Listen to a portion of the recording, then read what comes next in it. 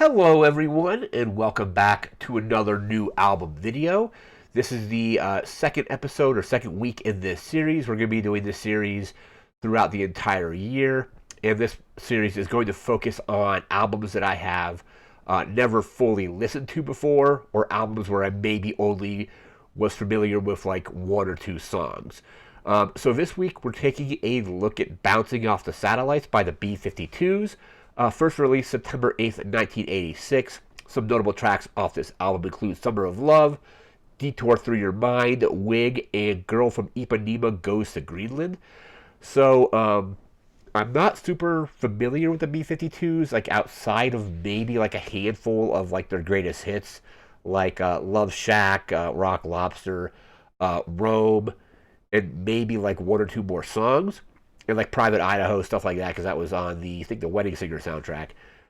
But the only song off this album that I actually recognized was Summer of Love, and I think the version that I had listened to prior to this, to listening to this version on Apple Music, was whatever version was included on their greatest hits collection, and I think that one was a completely different recording, or had like some different like instrumentalization to it.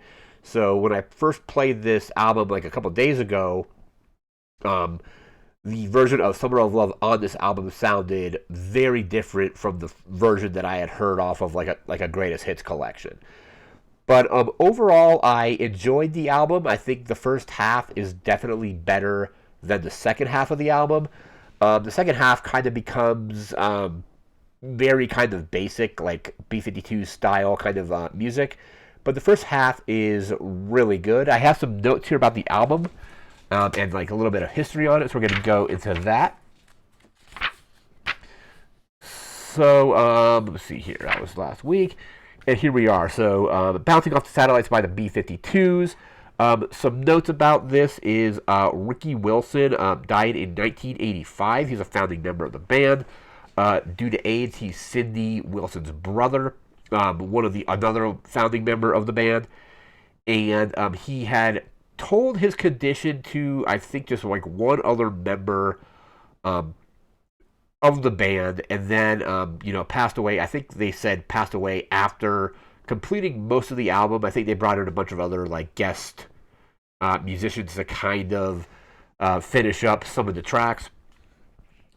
But he passed away in 1985. And by the time this album was released, they actually were on hiatus due to Ricky Wilson's death, so they didn't do like a tour for it. They didn't really do a lot of promotion for it, just because they weren't sure like what was going to happen. Eventually, they did reform or like come back a few years later for Cosmic Thing. So I think Cosmic Thing is the album that I think has like Love Shack on it. But basically they were kind of out from like 1986 until like 1989, and then released Cosmic Thing then. Let's see. They didn't tour, like I said, they didn't tour or promote the album, but they did a music video for Girl from Ipanema Goes to Greenland. And Fred Schneider, I think, actually went on and said I don't know exactly when this interview or quote came from, but he was saying that that's one of like his favorite music videos that they've made, and I think he said it may have been like their best music video. You should check out that music video because it is very, very old school looking, very kind of like I don't want to say basic, but like very creative.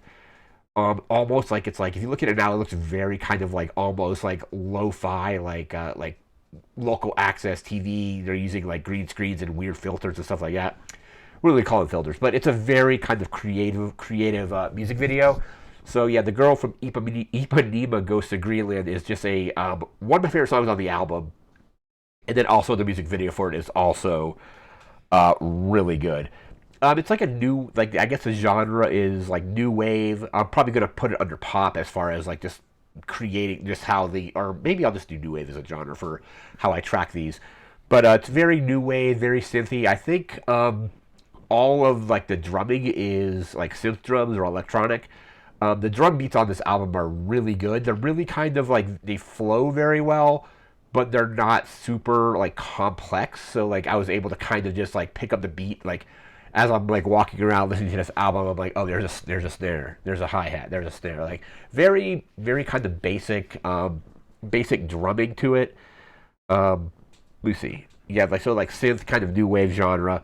One thing I really like about this album, and I guess to a different extent the band as a whole, is I guess you would say Fred Schneider is probably like the front man for the band, but the other members of the band, like Fred Schneider doesn't actually show up on this album until like 4 tracks in. So like I think "Detour Through Your Mind" is the first song on the album if you just listen from start to finish that he's actually a part of, and the first 3 songs on the album, which are "Summer of Love," "Girl from Ipanema Goes to Greenland," and I think it's a "Housework," are all sung by the female members of the band. Let me actually bring up the band listing here about the members here. So yeah, so it's basically I think Cindy Wilson and Kate Pearson doing. Let's make sure that's correct. Yes, Kate Wilson yeah. So Cindy Wilson and Kate Pearson are doing basically all the vocals on the first 3 tracks. So it definitely feels like a very collaborative effort. And then some of the later songs on the album actually have all of the kind of singers, so Fred Schneider and Cindy and Kate as well. So that's one thing I've always liked about the B-52s, like even with my limited kind of like knowledge of them, is there are some songs that are decidedly a very Fred Schneider song. Like "Detour Through Your Mind" is pretty much like a Fred Schneider track. It does have some backing vocals from the other members as well. But "Summer of Love," "Girl from Ipanema Goes to Greenland" are all, like I said, Cindy and Kate basically taking those songs. So some songs are collaborative, some songs are like maybe just Fred, some are just Kate or Cindy. So it's very interesting because like not every song has the exact same lead singers. So it feels like a very kind of like collaborative experience from just how this album was arranged. We're going to go through a track listing here. Let me pull that up. So tracks on here, there is a total of 10 tracks for about 45 minutes or almost close to 46 minutes of playtime here. So track 1 is "Summer of Love," and that was the only song I was really familiar with before going into this. So "Summer of Love" is a very like nice kind of like, I just get very nostalgic vibes off of it just because they're talking about the summer. They're talking about one lyric is "comes in and sees what I got, orange popsicles and lemonade." It just reminds me of like summer and having popsicles, lemonade, stuff like that. Track 2 is "Girl from Ipanema Goes to Greenland," and this almost feels like, I don't want to say it's like a house song or like a club mix or something, because like the lyrics are fairly simplified. It's basically like "Girl from Ipanema goes to Greenland." There's a few like lyrics there, but it almost feels like a song you would find like even though it was written that way originally, it feels like something else that was remixed where they just took like the chorus of something and maybe a couple other lines and just kind of drug it out over like a 4-minute period.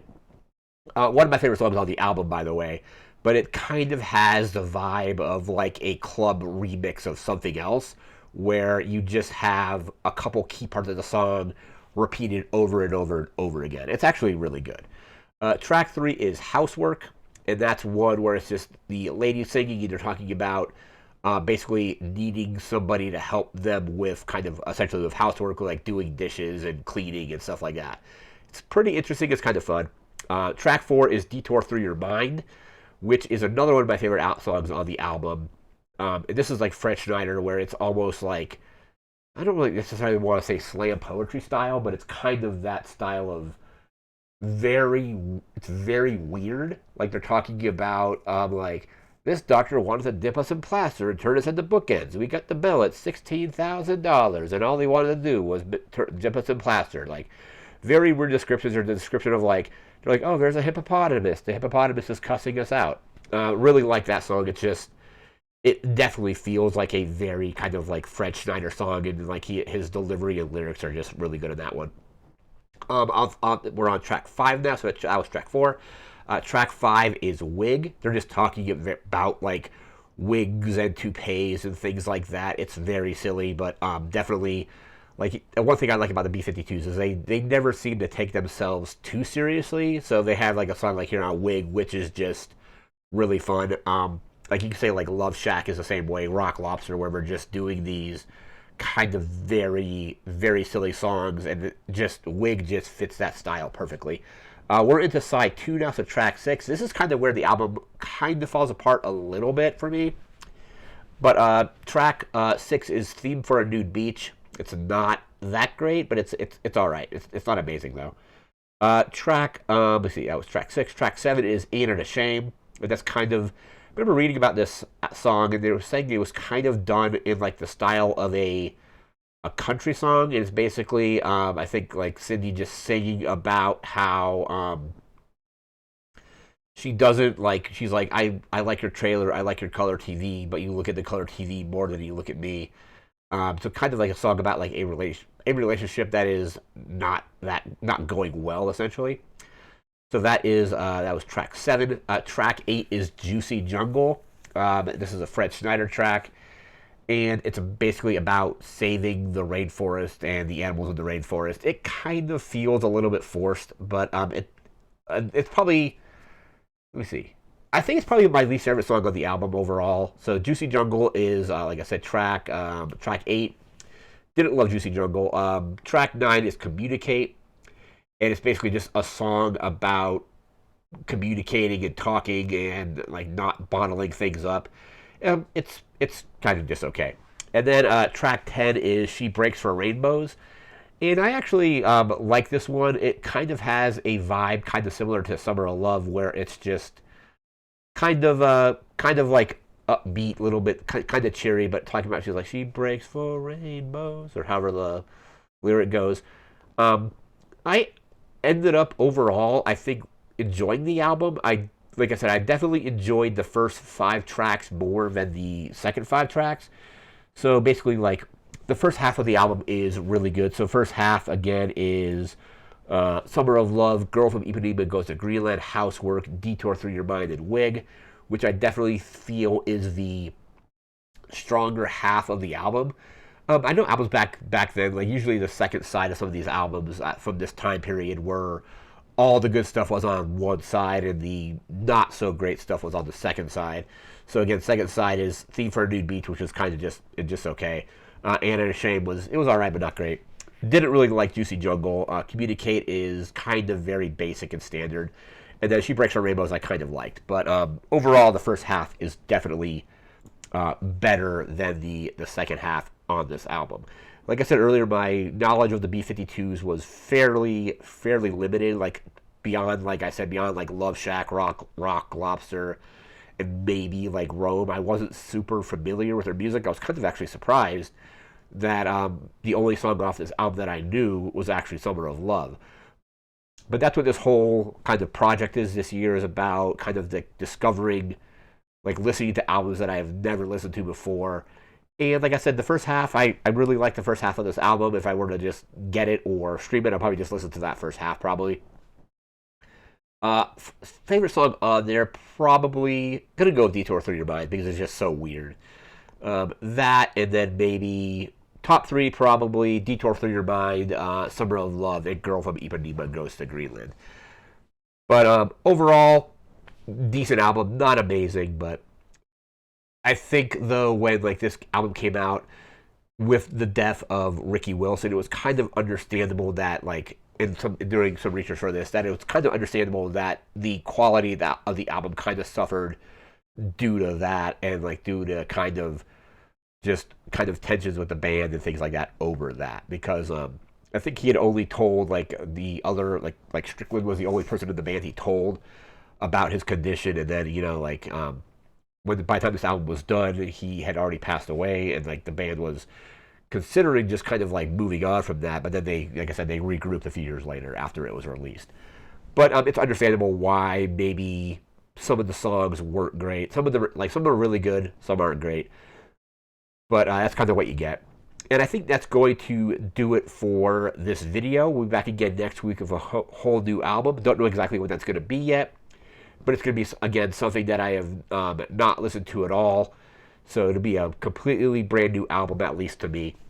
But that's going to do for now. So remember to like, comment, share, subscribe. We'll see you again next time. Thanks again for watching. Take care and have a good one. See ya.